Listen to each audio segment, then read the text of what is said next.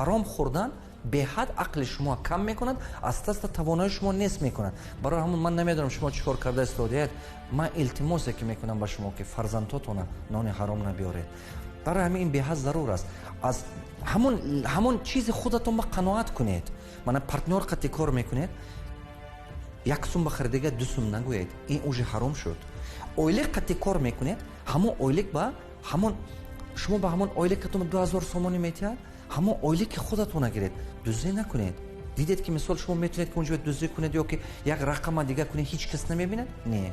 من یگان انسان ندیدم که پیشرفتگی باشه. من بسیار مدیرای رایپای میدونم، بسیار اکسپدیتورای میدونم، مدیرای کلخوز میدونم، مدیرای فرماهای میدونم، رئیسای کلخوز میدونم، پور بیزنسمنای میدونم که 10 سال 20 سال 30 سال کار کرده ننوله.